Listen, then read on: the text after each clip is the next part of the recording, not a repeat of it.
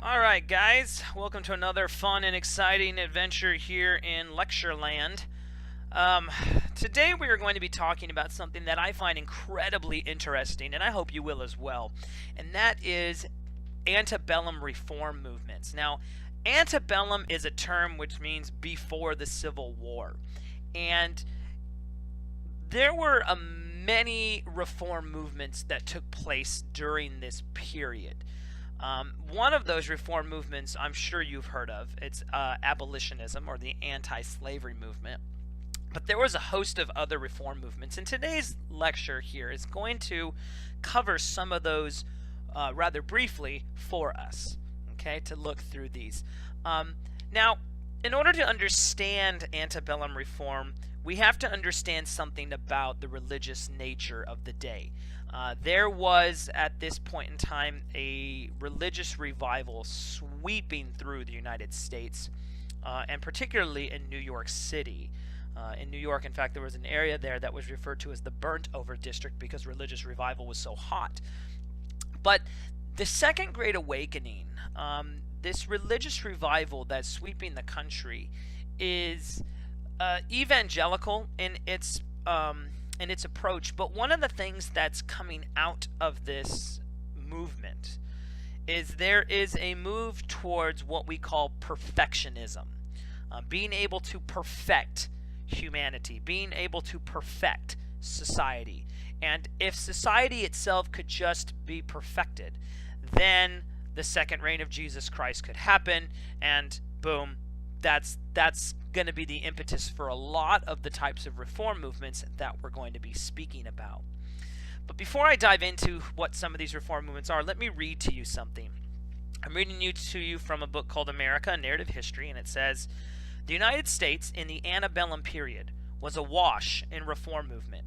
The urge to eradicate evil had its roots in the widespread sense of spiritual zeal and moral mission, which in turn drew upon the growing faith in human perfectibility, promoted by both revivalists and romantic idealists.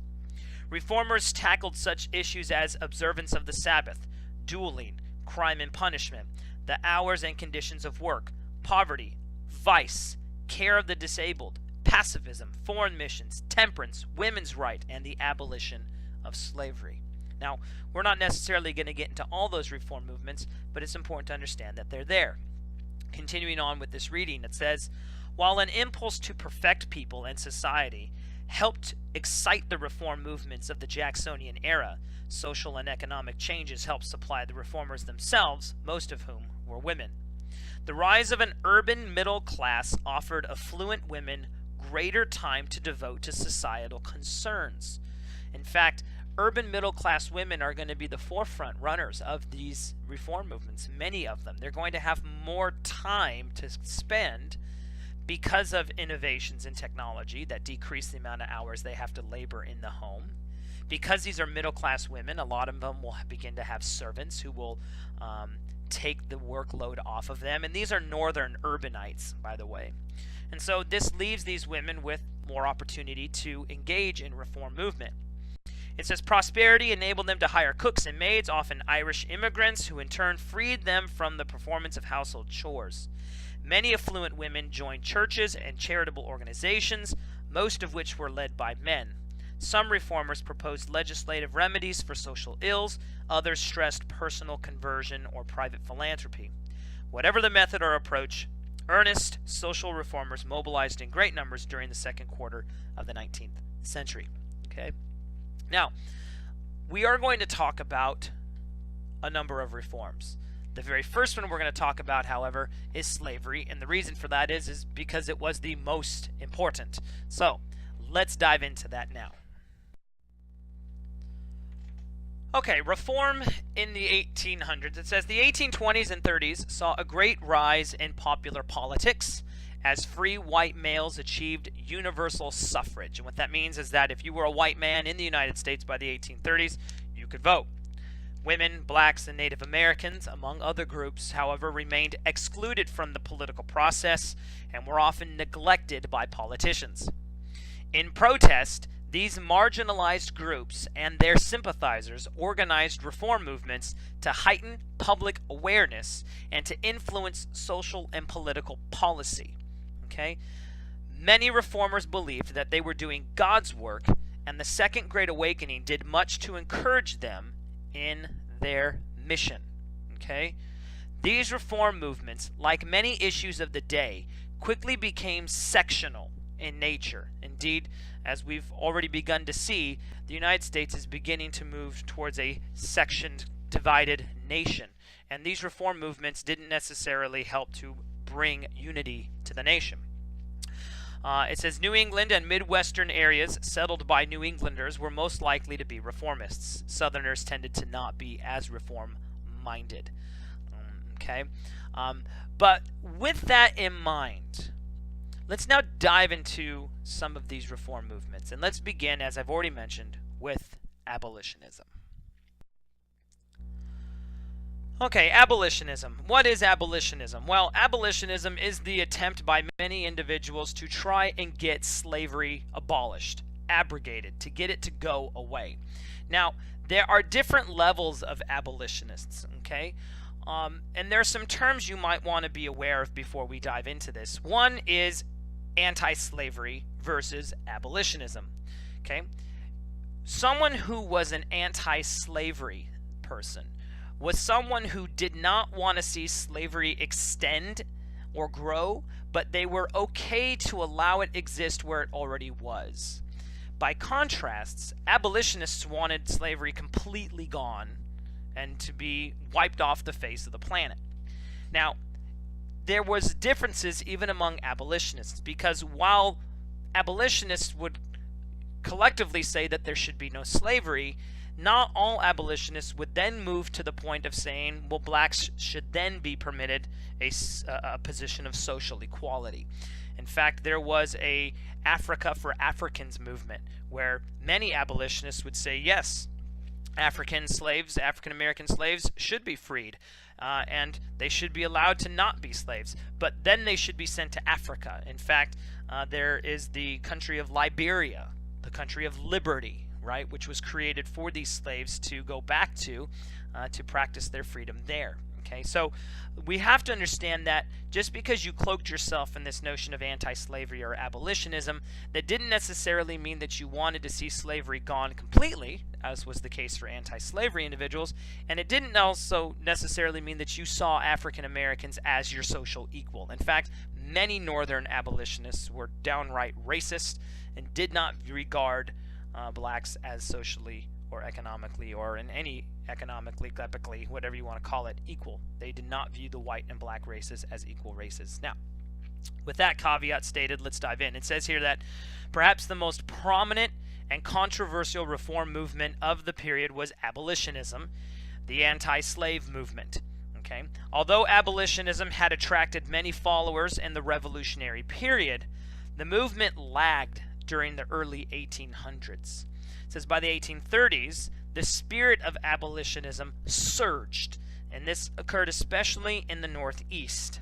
Now, who were your abolitionists? Okay, well, you had abolitionists on both the white side of the camp and on the black side of the camp.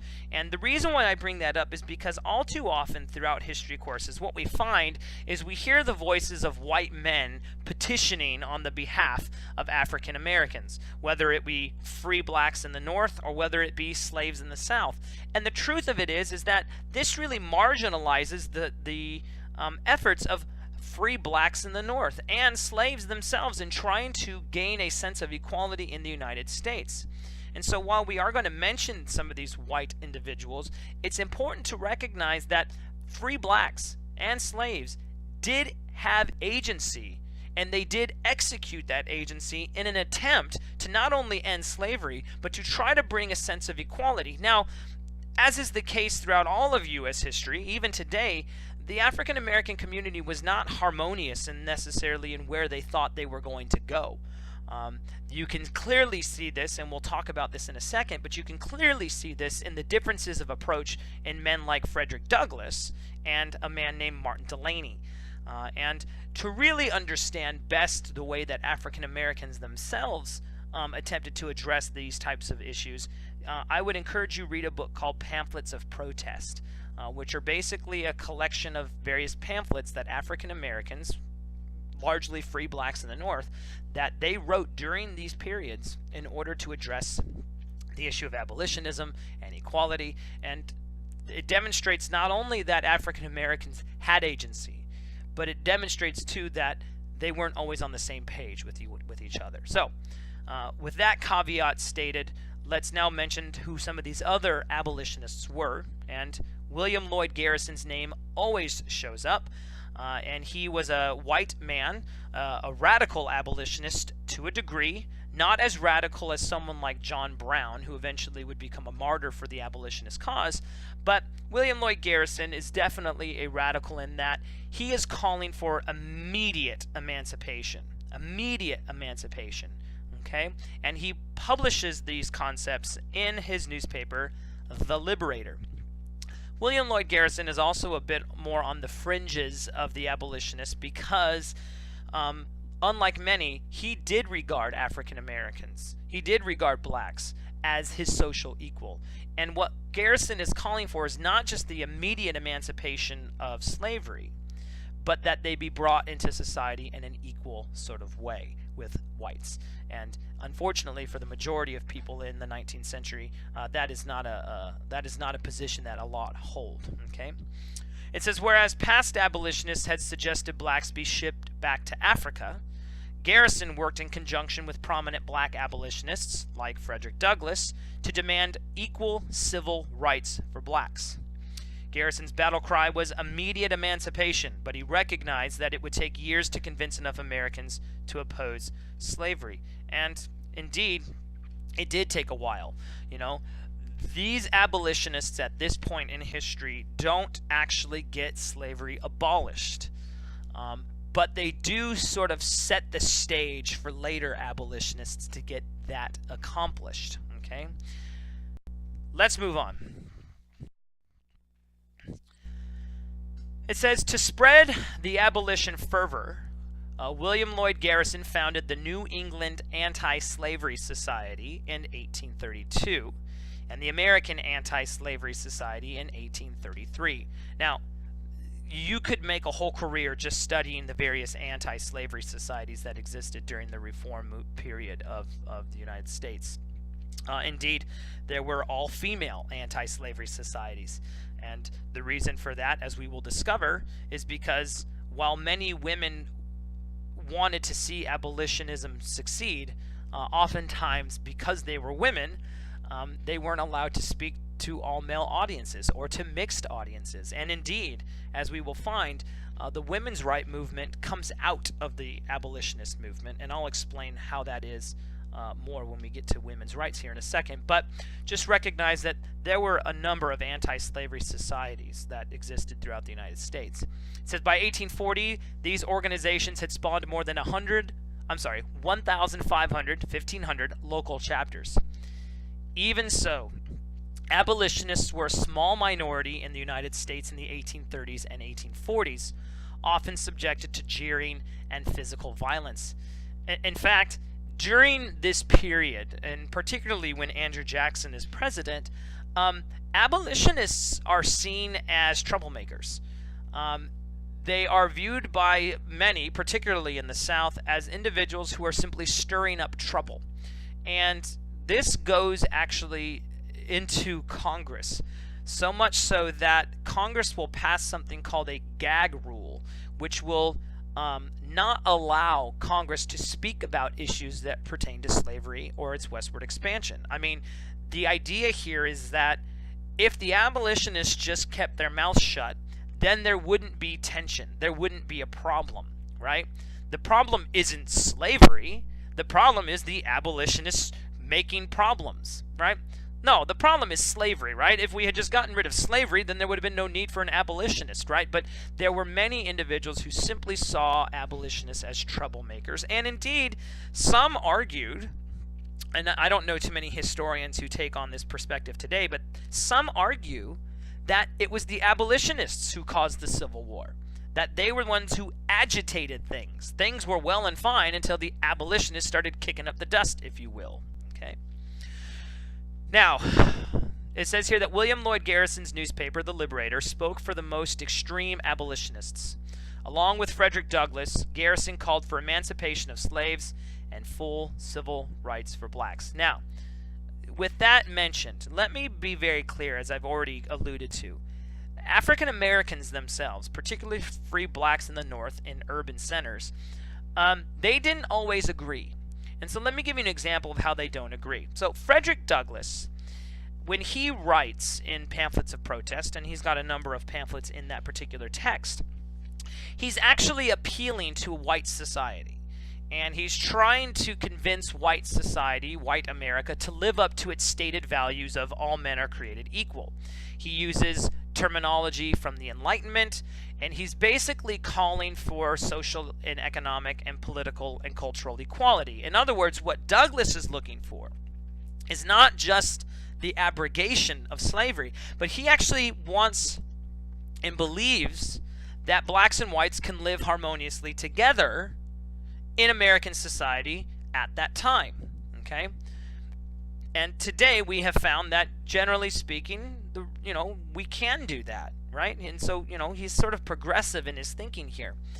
But there are other African Americans who don't think that the United States is a place where blacks can get equal treatment.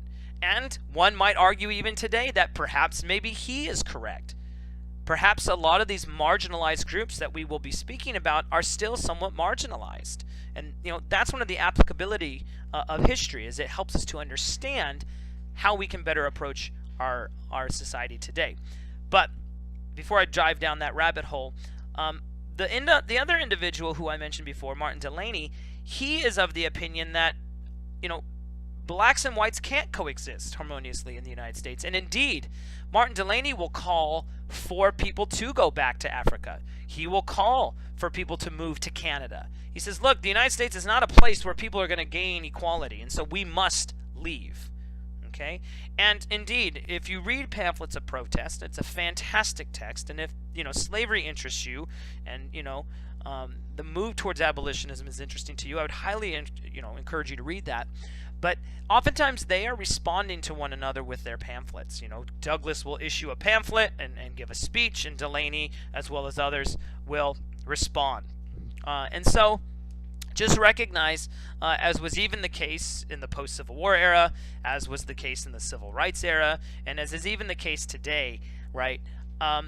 The community of African Americans, though they wanted certain things that were similar, they didn't always necessarily have the same objective to get to those points. And what I should say is they didn't always take the same road to try to get to their objectives, which may have been somewhat similar. And so we can see that here. But again, I try to bring this up because I want us to understand that it wasn't just white people speaking on behalf of black people, as if African Americans had no agency of their own, as if they didn't fight, as if they just rolled over and took the racism that was, being held against them. That's not true. They fought back, and they should have fought back. So, I'm digressing here a bit, so let's focus back here on the lecture, and we'll move on to the next slide. Now, as I've already mentioned, it says, opposed to abolitionism, Southern congressmen succeeded in pushing the gag rule through Congress in 1836. This rule tabled all abolitionist petitions in Congress and thereby served as a preemptive strike against all anti-slavery discussions, right?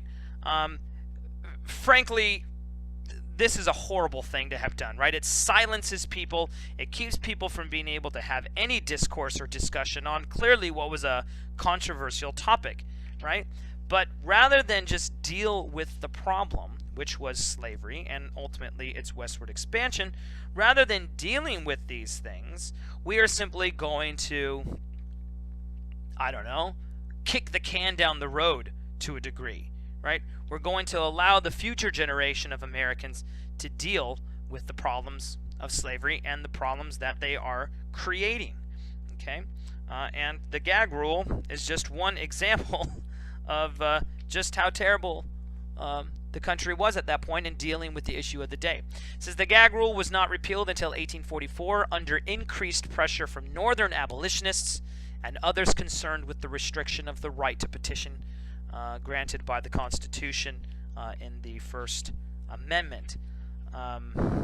So that is a brief assessment of abolitionism.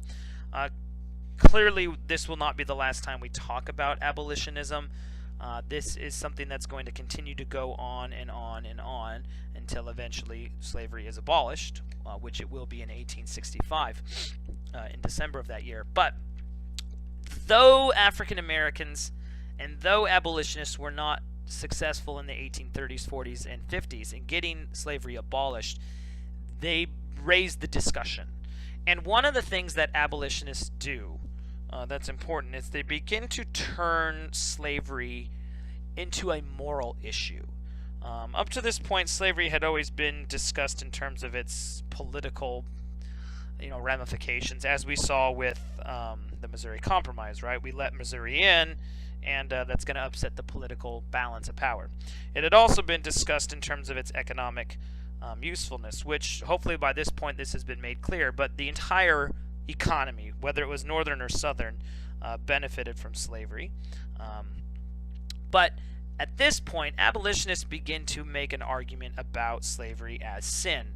And indeed, one particular individual, his name is John Brown. We will be talking about John Brown later. He is a fanatic, and some have argued that he was not mentally stable, but he was a fanatic. He hated slavery. He saw it as sin, and he saw himself as God's agent on earth to eradicate it. And indeed, John Brown will murder people in the name of anti-slavery and abolitionism. Okay? But again, the point I'm stressing is that at this point, there begins to be a move towards looking at slavery as not just a political and economic issue, but as a moral, religious, Christian issue.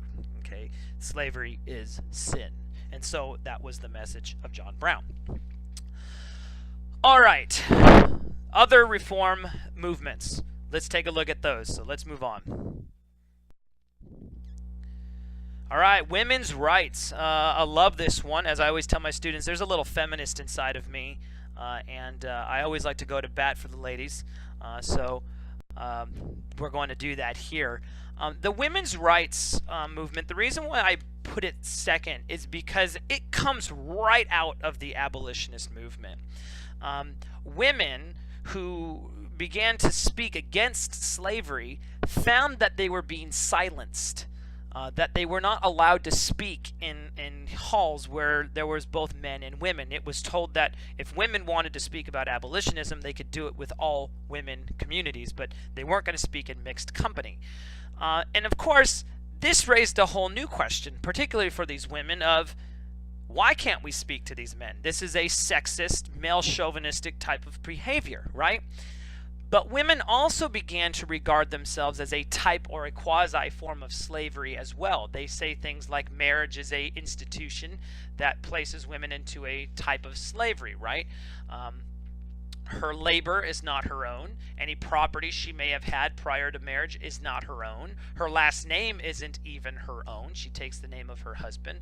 Her body is not her own. In fact, women could not sue their husbands for marital rape until the early 1980s. 1980s. Okay, that's crazy. And this was all underneath this notion of what we call coverture, that what a woman's identity was, what her property was, it was subsumed under her husband. And in this way, women began to sort of see themselves like slaves.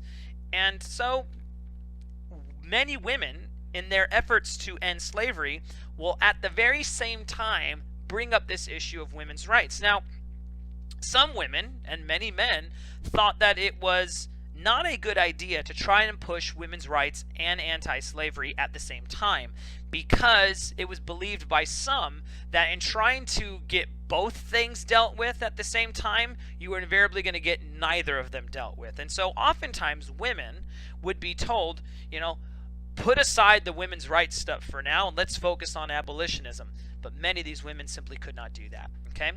It says here, The position of American women in the early 1800s was legally and socially inferior to men. Women could not vote, and if married, they could not own property or retain their own earnings. So any labor they may have conducted, if they earned a wage from that labor, that would immediately go to her husband. It says the reform movements of the 1830s, specifically abolition and temperance, gave women a chance to get involved in the public arena. Women reformers soon began to agitate not just for temperance and abolition, and by the way, temperance is to not drink alcohol. We're going to be talking about that next. Women reformers soon began to agitate not just for temperance and abolition, but also for women's rights. Activists such as Angelina and Sarah Gremke, probably some of the earliest female activists. I love these two women. In addition to them, you have Elizabeth Cady Stanton and Lucretia Mott. They argued that men and women are created equal. Now, one of the things that Angelina and Sarah Gremke will argue is that, yes, there are differences between men and women. And to jump down a rabbit hole for a second, when you get into like liberal and radical feminism during the 1960s and 1970s, these types of issues come up again about whether or not there are similarities between men. Are the two similar or are they different? Okay. Angelina and Sarah Gremke argue that men and women are different, but they are equal in their rights. Okay? As far as rights go, men and women are equal, and they should be treated as such under the law. These advocates allied with abolitionist William Lloyd Garrison, also an ardent feminist, merging the powers of the abolition and the women's rights movements. Now, many of these women who are arguing for women's rights are largely middle-class white women. But like the abolitionist movement, there were African Americans who also fought on this. Sojourner Truth, for example, has a fantastic speech that she gave. She was a slave, where she basically says, am I not as strong as a man? Have I not done the same work as a man? Right? And of course the answer was yes, you had done exactly the same type of work as a man. And so again, it is important to stress the agency of these African Americans in their efforts to not only end slavery, but to bring about certain rights. And for this particular case, and for Sojourner Truth, talking about rights for women. But I want to read to you real quickly a letter that Angelina Gremke wrote, and she's responding to criticisms against her. And I want to read to you a portion of this letter, so just hold on and see what you think. It says, "My dear brother," and she's not necessarily speaking to a biological brother, she's just using the term of endearment. She says, "My dear brother, no doubt thou hast heard by this time of all the fuss that is now making in this region about our stepping so far out of the bounds of female propriety as to lecture to promiscuous assemblies." In other words, she's saying, hey, you've probably heard by this point that people are getting kind of pissed off that we women would speak to mixed companies, that we would speak to both men and women. She goes on to state, "My auditors literally sit sometimes with mouths open and eyes astare, so that I cannot help smiling in the midst of rhetorical flourishes to witness their perfect amazement at hearing a woman speak in the church. I wish thou could see Brother Phelps's letter to us on this subject and sister's admirably reply. I suppose he will soon come out with a conscientious protest against us." And here's where it gets interesting. She says, "But seriously speaking, we meaning women, are placed very unexpectedly in a very trying situation, in the forefront of an entirely new contest, a contest for the rights of women as a moral, intelligent, and responsible being. Harriet Martineau says, God and man know that the time has not come for women to make their injuries even heard of." And it's interesting here because Harriet Martineau, of course, is a woman, and she's saying, no, this is not the time for women to fight for their rights. But Angelina Gremke says, "But it seems as though it had come now." She goes on to state, "I cannot help feeling some regret that this should come up before the anti-slavery question was settled. So fearful am I that it may injure that blessed cause." In other words, Angelina Gremke is giving you the same argument as others. She's saying, look, I had wished that the issue of women's rights had come up later, after we solved the issue of abolitionism, but it didn't. It's here now. She goes, "But then again, I think this must be the Lord's time, and therefore the best time.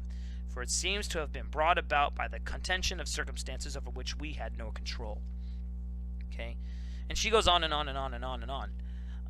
But Angelina Gremke is demonstrating some of these frustrations, some of these issues that women are having within the abolitionist movement. And this is why it comes out. This is why women's right comes out of the abolitionist movement. In fact, you see the very same thing happen during the 1960s, 1970s. It's why one of the reasons why second wave feminism begins to explode at that time, because women are making the coffee and making the copies for the civil rights movements.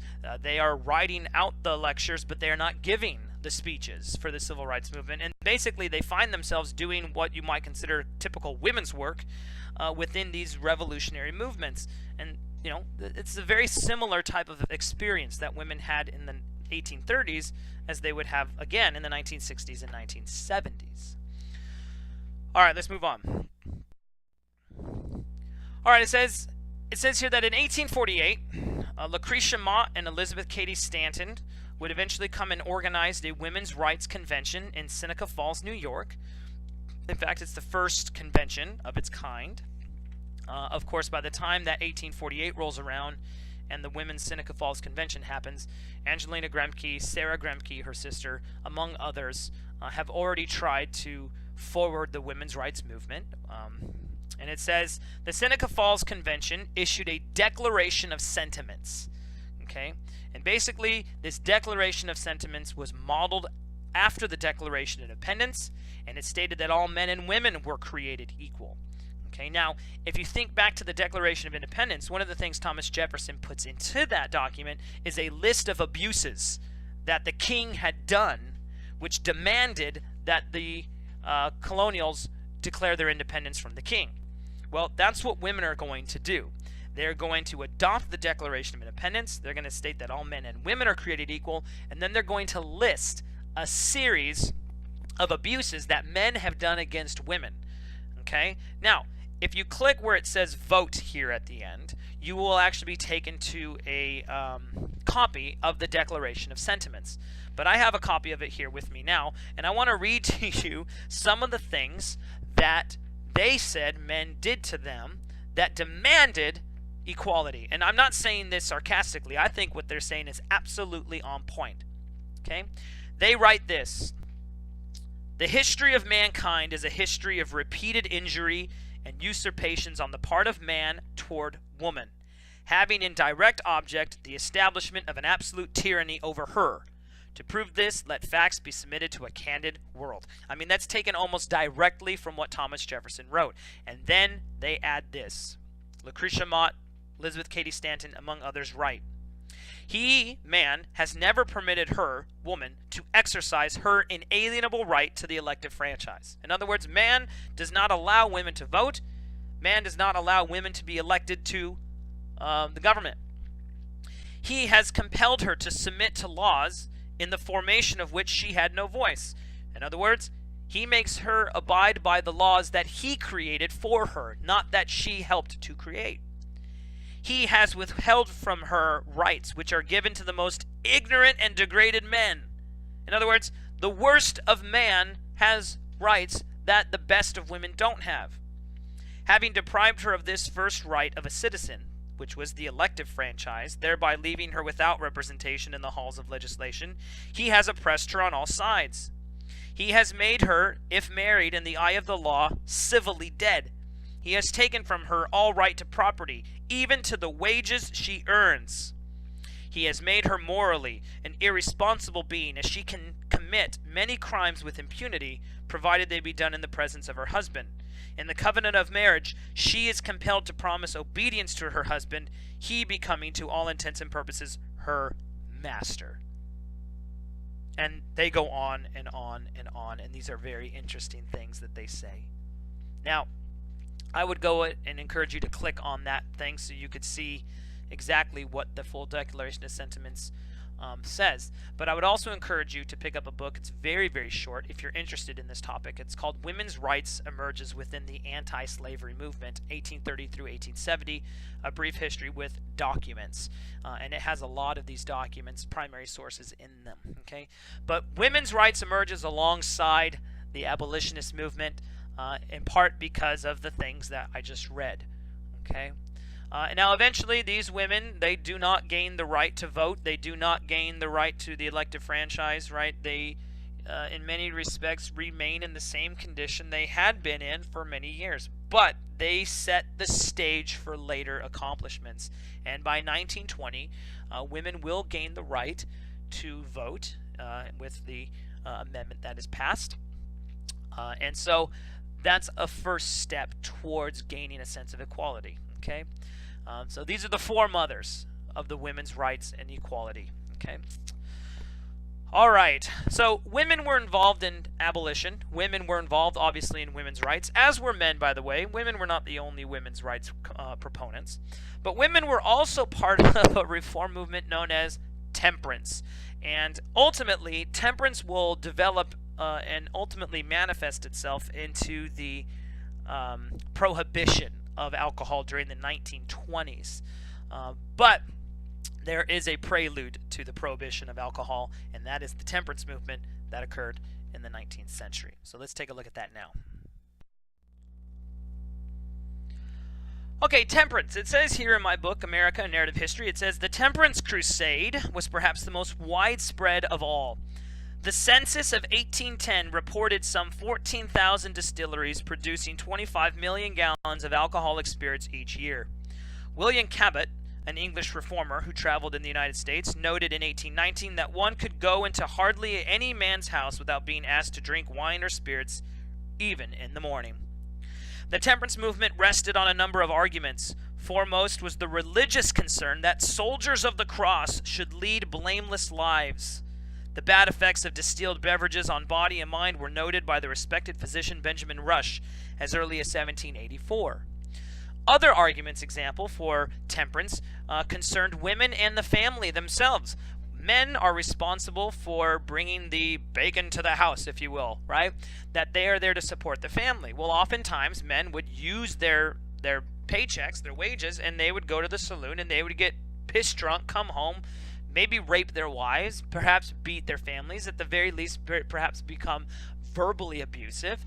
And for these reasons, there is a move towards temperance. But there's also a move to make alcohol consumption appear as a sin, right? Recall, this is a movement where people are trying to perfect society. And one of the problems, a very obvious and outward problem, was that people were intemperate. They were drinking a lot to excess, and it was creating a lot of social problems. And this is where you sort of begin to see this connection of drinking as being a sin, and that religious individuals may not want to partake of hard drink or of alcoholic beverage because of it being a sin. It says here, the production and consumption of alcohol in the United States rose markedly in the early 1800s. And in fact, I'm going to read to you in a second from a book called The Alcoholic Republic, an American Tradition, which talks about the centrality of alcohol to American history. But I'm going to be reading to you a portion of what the types of drinking habits were of people in the early 1800s. But it goes on to state here that the temperance movement emerged as a backlash against the rising popularity of drinking. Now, people had been drinking in America for years. In fact, one historian regarded our founding fathers as so drunk all the time, he wasn't quite sure how they got anything done. You know, drinking was American in many ways. But the difference between the drinking habits of people in the, say, the 18th century and those in the 19th century is the type of alcohol they're drinking. People, for example, would drink a lot of hard cider. They would drink 2% beer and maybe wine. Okay, but by the 19th century, people are beginning to move away from those types of drinks, and they're drinking more distilled liquors, whiskey, gin, and rum, which are higher ABVs, higher alcoholic content, and people are drinking a lot of it. Okay, it says, founded in 1826, the American Temperance Society advocated total abstinence from alcohol. It says many advocates saw drinking as an immoral and irreligious practice that caused poverty or mental instability. Others saw it as a male indulgence that harmed women and children who often suffered abuse at drunkards' hands. During the 1830s, an increasing number of working men joined the movement in concern over the ill effects of alcohol on job performance. I mean, people would literally drink in the morning. Maybe at lunch you'd go off to the brewery and get a keg of beer, perhaps what you might today call a growler of beer, and drink that down, go back to work, right? Come home and do it again. But again, the beer that you're drinking is pretty low alcohol content, even lower than, say, something like a Budweiser or a Bud Light. It would be very low alcohol content for the type of beer and cider that people were drinking. But again, by the 19th century, by the early 1800s, we're beginning to shift. Saloons are now sort of occupying the entertainment spaces for men, and they're serving whiskey. Okay.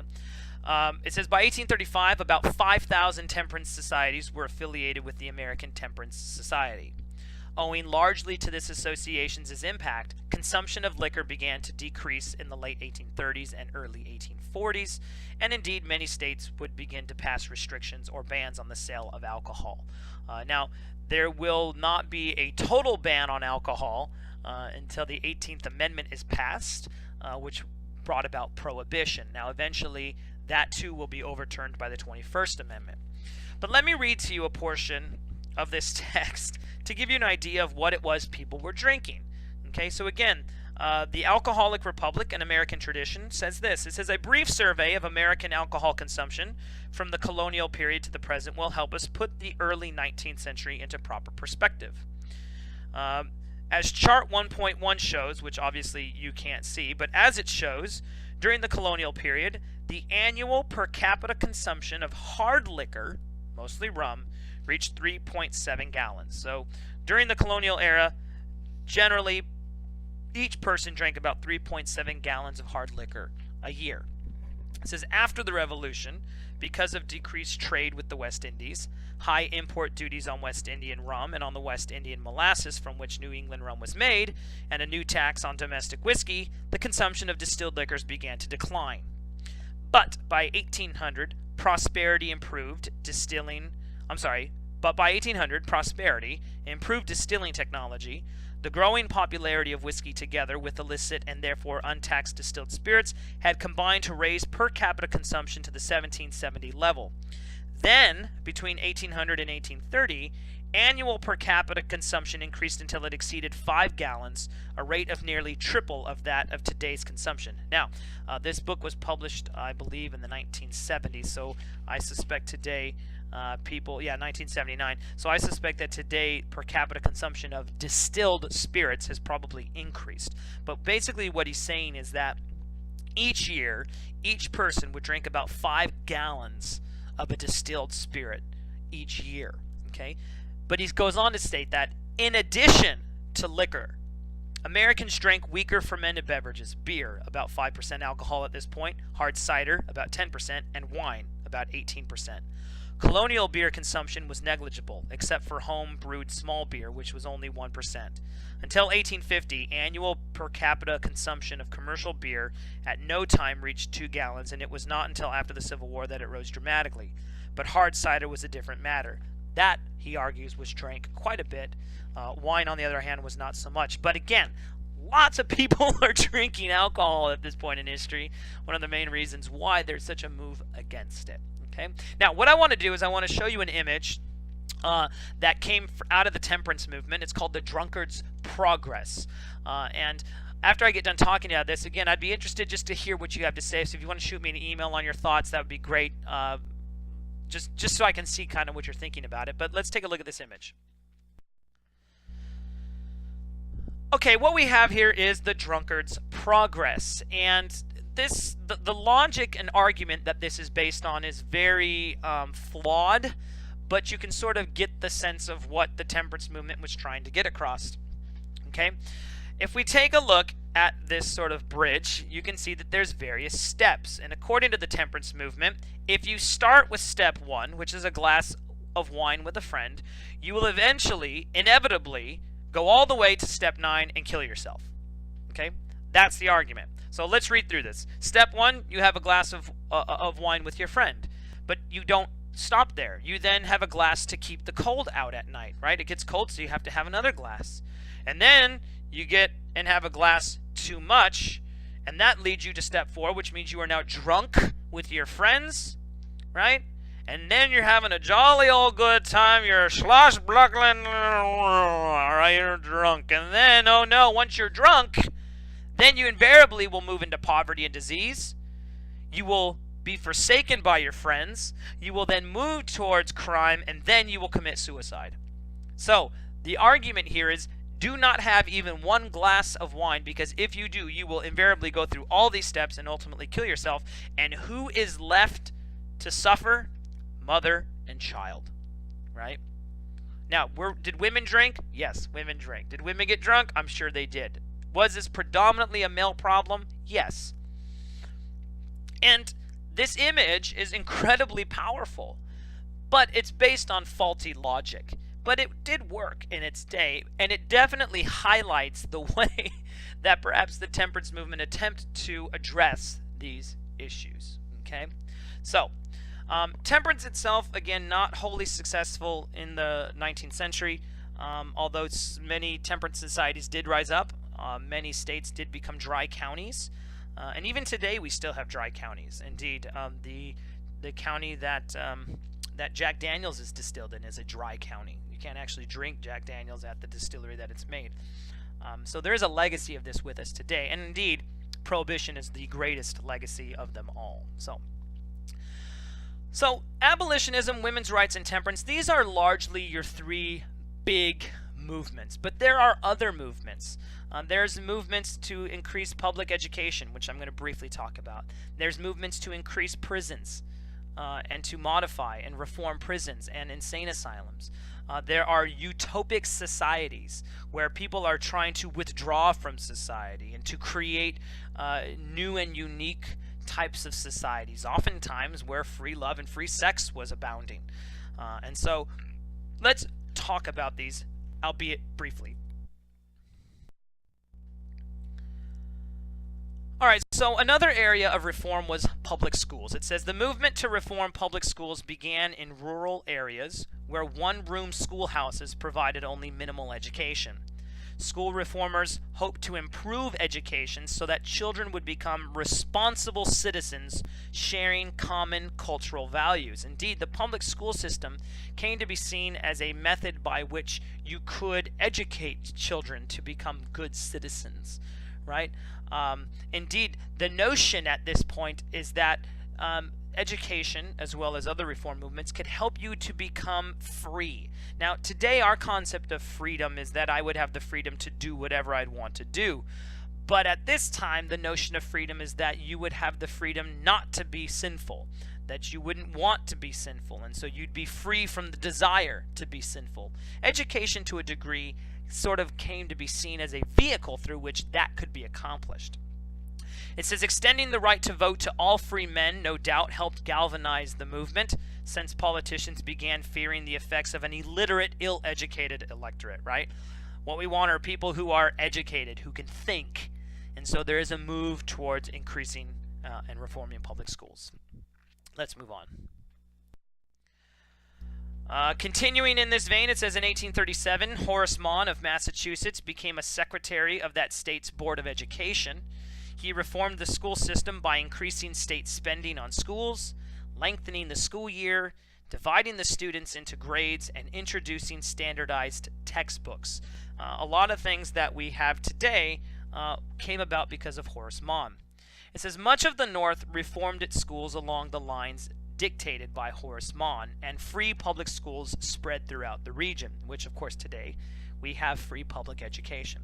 It says the South, however, made little progress in public education, partly owing to its low population density and a general indifference toward progressive reforms. Indeed, as mentioned before, much of the South does not jump on board these reform movements, and education is not going to be necessarily one that they're going to immediately throw their weight behind. So that's one area that we found. Let's move on to another. Prisons, poorhouses, and asylums, also an attempt to reform these. It says beginning in the 1820s, social activists pressed for prison reform. These reformers argued that prisons, instead of simply confining criminals, should focus on rehabilitation through instruction, order, and discipline. Believing crime was largely the result of childhood neglect and trauma, Prison reformers hoped that such methods would counteract the effects of poor upbringing and effectively purge criminals of their violent and immoral tendencies. There's something that's interesting here that we might want to just quickly mention, and that's that people who are poor in the 19th century are not believed to be poor because they don't have a job. They're believed to be poor because they're lazy. They're believed to be poor because they spent all their money. They're believed to be poor because there's something inherently wrong with them. People during the 19th century didn't view poverty, didn't view crime as a structural issue, right?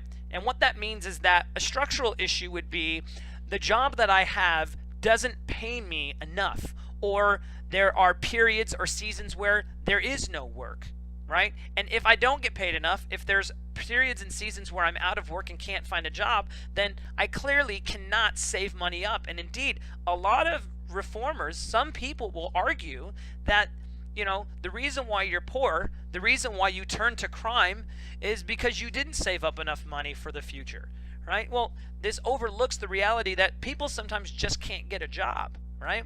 And it makes sense that if you can't eat, if you don't have money, then what are you going to turn to? Prostitution, maybe thievery and stealing, right? Maybe you're going to turn to other types of crime in order to compensate, okay?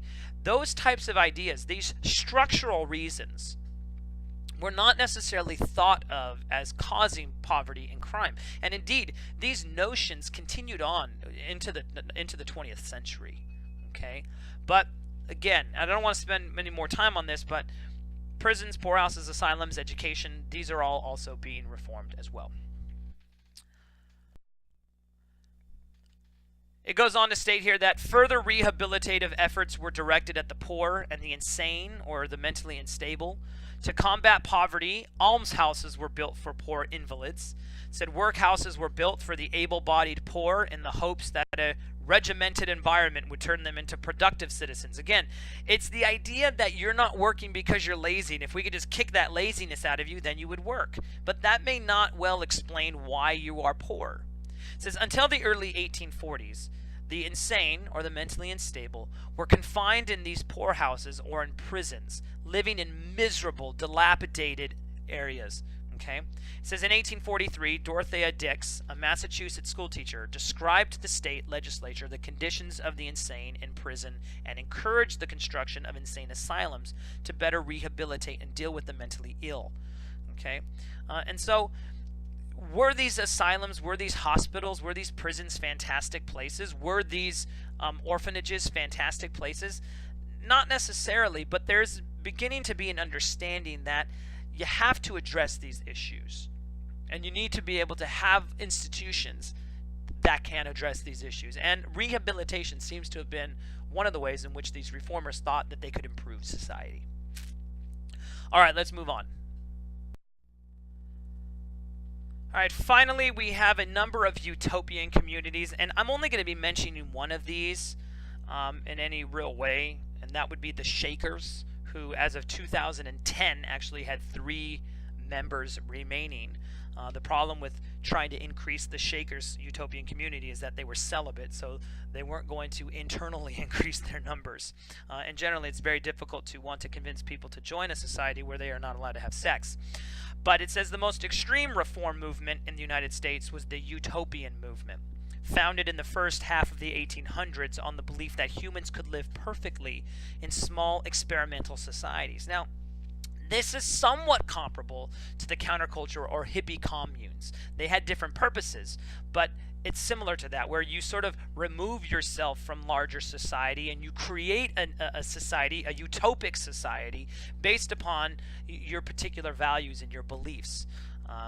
This is though utopian communities varied in their philosophies, most were designed and founded by intellectuals as alternatives to the competitive economy.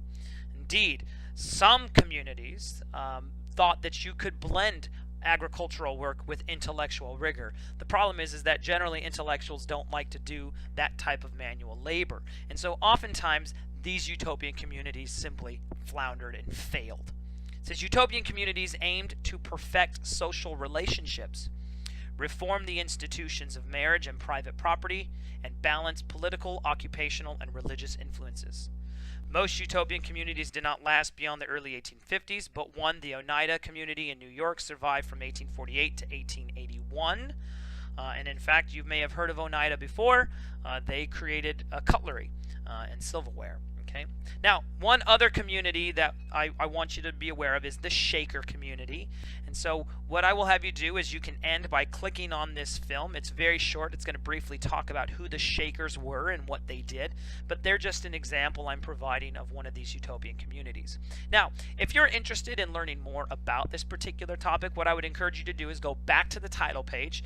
And I've got another John Green film that I've linked there for you on utopian communities. So if you want to review some of this material more quickly, or you want to get a little bit more information, because indeed some of the things that John Green talks about in his film I didn't necessarily get to touch on here, you can do that as well. So again, that link is linked or provided for you on the title page of this lecture. So go ahead and watch the Shakers. Otherwise, with that, go in peace, be warm and filled, may the force be with you, and live long and prosper.